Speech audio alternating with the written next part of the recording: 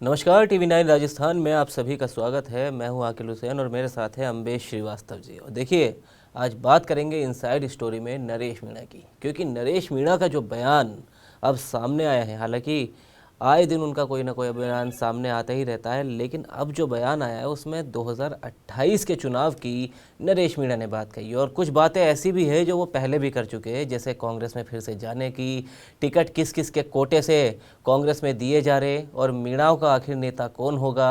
वो खुद को भविष्य के मीणा के नेता के तौर पर प्रोजेक्ट कर रहे हैं और देखिए वही उनके बयान से झलका भी। लेकिन बात आज करेंगे 28 के चुनाव को लेकर के, और बात ये भी करेंगे अम्बेश श्रीवास्तव जी के साथ कि आखिर नरेश मीणा चाहते क्या है, उनकी राजनीति क्या है, 28 की तैयारी आखिर ऐसे कैसे वो करते हुए चलेंगे। तो अम्बेश जी, सबसे पहले तो मैं देखिए ये चाहूँगा कि नरेश मीणा जिस तरह 2028 के चुनाव की बात कर रहे हैं कि चौकड़ी घुमा दूंगा अगर आपका साथ रहा, वो गिनवा रहे कि छाबड़ा में, देवली उनियारा में, अंता में हार हुई, उन्होंने भी माना, सबने माना, लेकिन अब 28 के नतीजों में मैं दिखा दूंगा कि मैं क्या हूँ और किस तरह इनकी घिग्गी बना दूंगा। इस तरह के जो वर्ड्स है वो नरेश मीणा पहले भी कह चुके हैं और अब भी वो पूरा दम भर रहे 2028 की जीत के लिए। तो इस पे आपको क्या लगता है कि जिस तरह की राजनीति पर वो भी चल रहे हैं, जगह जगह घूम रहे हैं, पूरे हाड़ौती को एक तरीके से जगाने का वो काम कर रहे हैं, मीणाओं को जगाने का काम कर रहे हैं, तो क्या ये एक रंग ला पाएगा और 28 में उनका नरेश मीणा का या भगत सिंह सेना जो उन्होंने बनाई है उसका कुछ जलवा नजर आएगा? अब देखिए, जो वो जगाने की बात कर रहे हैं, तो आप ये बताओ, क्या हड़ौती में और मीणा समाज को जो जगाने की बात कर रहे हैं, क्या 75 साल से मीणा समाज और हड़ौती सो रहा है? क्योंकि वहाँ विधायक भी बन रहे हैं, वहाँ सांसद भी बन रहे हैं, जी वो वोट भी कर रहे हैं, तो वोट तो वो जाके ही कर रहे होंगे, विकास भी हो रहा होगा। तो आप मतलब ठीक है, आप अपनी सियासत करिए। देखिए, मैं नरेश मीणा, जब इन्होंने अंता का चुनाव लड़ा था उसके बाद ये एक बात ये निकल के आई थी, ठीक है आप अच्छी टक्कर दी आपने तीनों जगह, आप बेहतर कर सकते हैं। खुद नरेश मीणा ने कहा था कि भाई मैं अपने आने वाले समय में अपनी भाषा में परिवर्तन करूंगा, अपने ऊपर थोड़ा सा कंट्रोल करूंगा, है ना, थोड़ा समय मतलब चीज़ों को बदलाव करूंगा। लेकिन आपको बता दूं, समय के साथ वो बदलाव नरेश मीणा में नहीं दिख रहा है। आप देखो ना, आपने अशोक गहलोत का नाम लिया, आपने सचिन पायलट का नाम लिया, आपने गोविंद सिंह डोटासरा का नाम लिया कि घूम घूम के जी वो प्रचार करते हैं, तो मैं भी ऐसे करूंगा, मैं भी वैसे करूंगा। मैं कहता हूँ सचिन पायलट की हैसियत नहीं है, लेकिन उनके ऊपर एक ठप्पा लगा है कांग्रेस पार्टी का। ठीक है, वो सिर्फ राजस्थान में ही नहीं, वो महाराष्ट्र भी जाते हैं, वो कर्नाटक भी जाते हैं, वो बिहार भी जाते हैं, वो दिल्ली भी आते हैं, वो हरियाणा भी जाते हैं। वो कहीं पर भी चुनाव हो, वो उनको कांग्रेस अपना स्टार प्रचारक बनाती है। ठीक है, जी वो 2 बार के विधायक हैं, 2 बार वो सांसद रह चुके हैं। ठीक है, ये उनका ग्राफ है सचिन पायलट का। अशोक गहलोत 5 बार सांसद रह चुके हैं, 5 या 6वीं बार विधायक हैं, 3 बार मुख्यमंत्री रह चुके हैं। ठीक है, आप कह सकते हो कि कांग्रेस पार्टी के फेस पे सचिन रह चुके पायलट हैं, भी केंद्रीय है ना, मंत्री रहे हैं। लेकिन वो सब वो रह चुके हैं, उनका चेहरा है। जी ठीक है, गोविंद सिंह डोटासरा स्टेट मिनिस्टर रह चुके हैं, अभी पीसीसी के अध्यक्ष हैं, 2-3 बार विधायक रह चुके हैं। सबके पास एक वो है, अनुभव है, इसलिए वो जाते हैं, लोग उनको सुनना चाहते हैं। ठीक है, आप सिर्फ मीणा समाज, अभी देखिए, आज ये मीणा समाज को जगाने की बात करते हैं कि 13% मीणा समाज है, हमारे इतने सांसद हैं, इतने विधायक हैं। आप ये बताओ, अभी जब ये झालावाड़ वाला कांड हुआ था, उसके बाद जब आप मुआवजा बांट रहे थे, तब तो आप 36 कौम की बात कर रहे थे जी कि 36 कौम का वोट चाहिए, 36 कौम का समर्थन चाहिए, मैं 36 कौम का नेता बनना चाहता हूँ। फिर आज कहाँ से मीणा की बात आ गई? राजस्थान में मैं आपको बता दूं, राजस्थान में कभी भी जो भी आप नेता का इतिहास उठा के देख लो, जिस नेता ने एक जातिगत चेहरे पे बात करी है या जातिगत अपने समाज की बात करी है, वो नेता आगे नहीं बढ़ पाए हैं। हनुमान बेनीवाल हनुमान बेनीवाल भी 2018 से पहले जब उन्होंने अपनी पार्टी बनाई थी, खूब दम भरा था कि आने वाले समय में तीसरा मोर्चा बनेगा, कांग्रेस बीजेपी की छुट्टी हो जाएगी, राजस्थान से छुट्टी कर देंगे। ठीक है, कांग्रेस बीजेपी दोनों मिलकर लूट रहे हैं। आप बताओ, 18 का चुनाव हो गया, 23 का चुनाव हो गया, आज आरएलपी कहाँ खड़ी है? जी आज आरएलपी कहाँ खड़ी है? उनके एक भी विधायक नहीं है विधानसभा में। ठीक है, अब आप दम भर रहे हो। ठीक है, ये तो देखिए समय आएगा, समय पता लगेगा। लेकिन मुझे इतना पता है कि राजस्थान की जनता इस लहजे को बिल्कुल भी पसंद नहीं करती है। ठीक है, आप बहुत अच्छे काम करते होगे, आप लोगों से मिलते होगे, आप लोगों का भला करते होगे, लेकिन आपको अपनी भाषा पे, मैं आपको एक चीज़ बता दूं, अंता उपचुनाव से लेकर अभी बीते दिनों के नरेश मीणा के कुछ बयान उठा के देख लीजिए। अशोक चांदना पे उन्होंने क्या क्या कुछ नहीं बोला जी। अनर्गल क्या कुछ नहीं बोला। लेकिन अशोक चांदना का एक बयान उठा के देख लीजिए पलटवार में कि अशोक चांदना ने क्या कहा।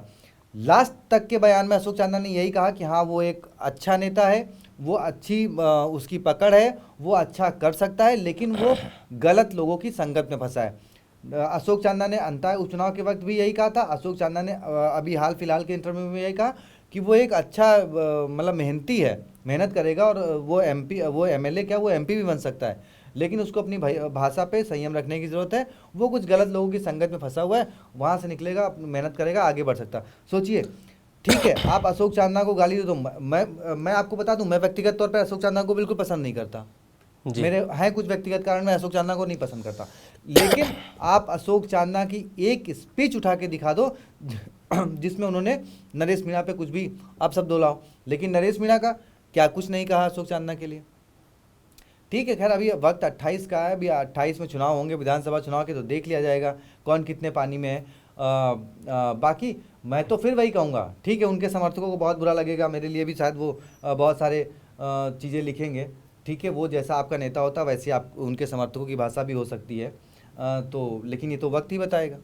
लेकिन अम्बेश जी देखिए, सवाल ये नहीं है कि उनकी भाषा का, लेकिन सवाल ये है कि आखिर वो क्या वो कुछ कर पाएंगे। और देखिए अगर आपने भाषा की बात रखी है तो मैं उस पर देखिए मैं कई बार, एक हमारे मुनीश अरोड़ा जी है उदयपुर के वरिष्ठ पत्रकार है, नज़र बनाए रखते हैं, उनसे भी ये बात हुई थी तो उन्होंने भी यही बात कही थी। और कई लोगों से जब बात होती है तो वो यही कहते हैं, देखिए नरेश मीणा क्यों नरेश मीणा है, क्यों वो सिर्फ इसी जो एग्रेशन है, जिस तरह वो अटैक करते हैं बगैर डरे, वसुंधरा राजे का नाम लेना हो, चाहे दुष्यंत सिंह का नाम लेना हो, चाहे अशोक गहलोत हो, चाहे प्रधानमंत्री मोदी तक का नाम लेना हो, वो इस चीज़ से ही नरेश मीणा बने। हनुमान बेनीवाल इसीलिए क्योंकि वो भी इन दोनों से अलग रहते और जो उनके मुंह में आता है वो बोल देते हैं। देखिए कहना, चाहे सचिन पायलट की ही बात कर लीजिए, वो बड़े संयम से बात करते हैं, इसीलिए सचिन पायलट है, तो वो उनका यूएसपी है। लेकिन सवाल ये, पहला सवाल तो मेरा यही है कि भाई देखिए क्या वो जिस रास्ते पर चल रहे हैं, भाई हड़ौती में जगह जगह वो जा रहे हैं, जबकि 3 बार वो हार गए, तो क्या इसका असर 2028 के चुनाव में और नतीजों में नज़र आएगा, पहली बात। और दूसरी बात ये कि आपने और हमने मिलकर ही अंता जो उपचुनाव हुआ बहुत अच्छे से कवरेज की हमने, बहुत जो जो खबर अंता से जुड़ी थी वो सब हमने TV9 पर दिखाने की पहले कोशिश की। लेकिन उस वक्त आपको बयान याद होगा जब नरेश मीणा बहुत भावुक हो गए थे, किसी इंडिविजुअल वो यूट्यूबर को इंटरव्यू दे रहे थे और उसमें उन्होंने कहा था कि अब क्या करूंगा, अगर यहाँ पर हार गया तो बस राजनीति मेरी ख़त्म हो जाएगी। तो क्या ये जिस तरह अभी आप कह रहे थे कि वो 36 कौम की बात कर रहे थे, अब मीणाओं पर आ गए, जाति की राजनीति पर आ गए, तो क्या इसी तरह जब वो पहले खुद कह चुके हैं कि अब अंता के बाद अगर अंता में मुझे हार हो गई या अंता की जनता ने मेरा साथ नहीं दिया तो मैं बस सब छोड़ दूंगा, इतनी हिम्मत नहीं है, लड़ चुका हूँ, मैं थक चुका हूँ लड़ कर, तो क्या आप जिस तरह वो 2028 की बात करने लगे हैं तो उन बयानों का कुछ असर नज़र आएगा?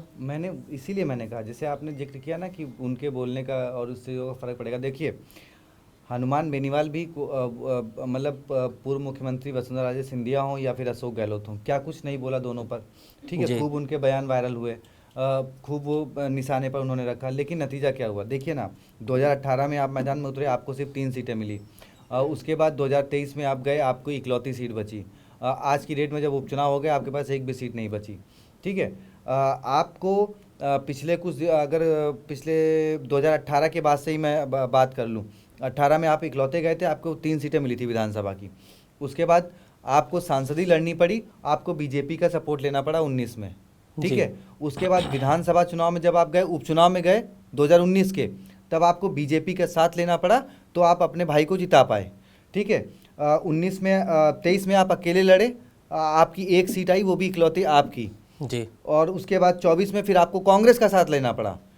24 के उपचुनाव में जब कांग्रेस ने हाथ खींच लिया, क्या हुआ, आप अपनी गढ़ की सीट हार गए जिस पे आप लगातार जीतते आ रहे थे, ठीक है। बातें तो बड़ी बड़ी आप कर रहे थे और बातें अभी भी आप बड़ी बड़ी कर रहे हो कि अभी भी आप कह रहे हो कि 28 में परिवर्तन ला दोगे, ठीक है। आप बताओ, आप जब एक समाज की, जब आपका एग्रेशन ना कई बार लोगों को, पब्लिक को अट्रैक्ट तो कर लेता है, लेकिन वो वोट बैंक में नहीं बदलता। आप देखो ना, राहुल गांधी ने खूब यहाँ कश्मीर से लेकर कन्याकुमारी तक यात्रा निकाली, ठीक है, हजारों लोग, लाखों लोग यात्रा में जुड़ते हैं, ठीक है, लेकिन क्या हुआ, मध्य प्रदेश आप हार गए, छत्तीसगढ़ आप हार गए, राजस्थान आप हार गए, ठीक है, एक हिमाचल आप जीते हो नहीं, उसके अलावा कोई स्टेट बता दो हिंदी बेल्ट का जहाँ पे आप रिपीट कर पाए हो। ठीक है, आपकी यूपी में देख लो, आपने यूपी में निकाली थी, ठीक है, आपके लोकसभा में परफॉर्मेंस अच्छा रहा, ठीक है, लेकिन विधानसभा में क्या है, 40 साल से आपके 10 विधायक नहीं है, सत्ता में आप नहीं हो कहीं से। ठीक है, तो पब्लिक आपके साथ, आपके भाषणों के साथ जुड़ जाए, ठीक है, वो अच्छा है, लेकिन वोट बैंक में कितना बदलेगा ये मायने रखता है। हनुमान बेनीवाल जी कर रहे हैं ना 20 साल से, 25 साल से राजनीति, 30 साल से, लेकिन उनका क्या है, खिंवसर या नागौर के अलावा कितना वोट प्रतिशत है। ठीक जी है, अब नरेश मीणा जिस लहजे में, मैं फिर वही कह रहा हूँ, ठीक है, मैंने कहा ना कि अशोक चांदना उनकी बड़ी तारीफ करते हैं कि वो लड़ सकता है, उसमें वो कैपेबिलिटी है, लेकिन उनको अपने लहजे पे कंट्रोल करने की जरूरत है। तो वो आदमी बोल रहा है, मैं तो चलिए फिर भी एक मतलब ठीक है, आपने मुझे बुला लिया तो मैं बोल रहा हूँ, मेरी तो कोई प्रतिद्वंदता नरेश मीणा से नहीं है ना मैं नरेश मीणा से मिला हूँ, ना मैं जानता हूँ। जिस आदमी से 36 का आंकड़ा है, जिस आदमी को नरेश मीणा लोग पानी पी पी के गरिया रहे हैं, वो आदमी कह रहा है कि हाँ नरेश मीणा में कैपेबिलिटी है, लेकिन उनको अपने लहजे पे कंट्रोल करने की ज़रूरत है। तो कम से कम आप अपने शुभचिंतकों की नहीं, अपने विरोधी की ही सुन लीजिए कि वो आपकी चिंता कर रहा है कि आपको अपने लहजे पे काम करने की ज़रूरत है। आप एमएलए नहीं, आप एमपी भी बन सकते हो। ठीक है, जी तो उस पर वो करने की ज़रूरत है। और रही बात, तो देखिए 2028 में समय है, मुझे नहीं लगता, देखिए राजस्थान का जो इतिहास है पिछले 75 सालों का, आज़ादी के बाद का, उसमें शायद 50 या 60 के दशक में एक ऐसा दौर आया था जब कांग्रेस बीजेपी से मतलब उस वक्त जनसंघ हुआ करता था, उससे अतर एक तीसरे मोर्चे को थोड़ा सा बहुमत मिल गया था, जी समर्थन मिल गया था। उसके अलावा पिछले कम से कम 40 सालों में या 30 सालों में जो मैंने पढ़ा है, जो मैंने देखा है, तीसरे मोर्चे के तौर पे अगर प्रदेश में कोई बड़ी पार्टी उभरी है तो वो बीएसपी, जो कि स्थानीय है भी नहीं, यूपी के मायावती जी उसकी वो हैं। ठीक है, उसके अलावा चाहे वो घनश्याम तिवारी हो, चाहे किरोड़ी लाल मीणा हो, चाहे हनुमान बेनीवाल हो, या फिर अभी चलिए राजकुमार राउत, तो उन्होंने नई नई पार्टी अपनी खड़ी करी है, जी उनके भी 3-4 विधायक अभी मौजूदा वक्त में 4 विधायक हैं, जिसमें से एक जो है रिश्वत के आरोप में उनके ऊपर केस चल रहा है। ठीक है, तो पिछले 30 सालों का अगर इतिहास देखें राजस्थान का, तो कोई बहुत बड़ा परिवर्तन तो नहीं दिखा, और मुझे नहीं लगता कि 2028 में बहुत बड़ा परिवर्तन कोई आने वाला है। जिस तरीके से आप कोई भी हो, मैं सिर्फ यहाँ पे नरेश मीणा की बात नहीं कर रहा, चाहे वो हनुमान बेनीवाल हो, चाहे वो पिछले कई नेता रहे हों जिन्होंने अपनी पार्टियां बनाई और फिर वो एक चुनाव या 1.5 चुनाव के बाद निपट गए। ठीक है, तो बहुत ज़्यादा परिवर्तन नहीं ला पाए हैं, और उसका मेन कारण यही था कि भाषा भाषा जी और एक जाति के साथ कनेक्ट है। जैसे देखिए, मैं आपको एक बात बताऊं, सचिन पायलट के साथ 2018 तक 2018 तक एक टैग लगा था, गुजरों के नेता, गुजरों के नेता, जी गुजर। सचिन पायलट को समझ में आया कि यार 2018 में अगर मैं मुख्यमंत्री नहीं बन पाया तो उसका एक रीज़न ये था कि मेरे ऊपर एक टैग था कि गुजरों के नेता। उन्होंने पिछले कुछ सालों में अपनी उस छवि से इतर काम करना शुरू किया, उस छवि को से निकलने का काम शुरू किया। क्योंकि राजस्थान भाई, राजस्थान में कोई ये नहीं कि हाँ भाई कोई एक पार्टिकुलर जाति जो है वो 50-60% है, क्योंकि ऐसा नहीं है ना कि भाई गुर्जर के इकलौते नेता सचिन पायलट तो नहीं है, जी अशोक चांदना भी गुर्जर नेता हैं, बीजेपी में भी गुर्जर नेता हैं कई सारे। ठीक है, तो आप ये थोड़ी मान लोगे कि अगर 14% गुर्जर है तो वो सचिन पायलट को ही वोट देंगे, या वो अशोक चांदना को ही वोट देंगे, या फिर वो बीजेपी को ही वोट देंगे। ठीक है, तो नरेश मीणा जो ये कह रहे हैं कि भाई 13% मीणा समाज है, तो भाई मीणा समाज, किरोड़ीलाल मीणा क्या मीणा नहीं है? देखिए कितना जाता है, मुरारी लाल मीणा, हरीश मीणा, जी कांग्रेस में, बीजेपी में लंबी फहरिस्त है। ठीक है, तो आप सिर्फ मीणा वोट, तो मीणा को टारगेट करके आप क्या करना चाहते हो आपको? और फिर क्या आप मीणा अगर आगे चलिए, मैं कहता हूँ मीणाओं ने सिर्फ 13% मीणाओं ने आपको वोट कर दिया, और भी चलिए और समर्थन से थोड़ा बहुत इधर उधर से वोट मिल गया, क्या आप मुख्यमंत्री बनने के बाद या मंत्री बनने के बाद सिर्फ मीणाओं का ही विकास करेंगे?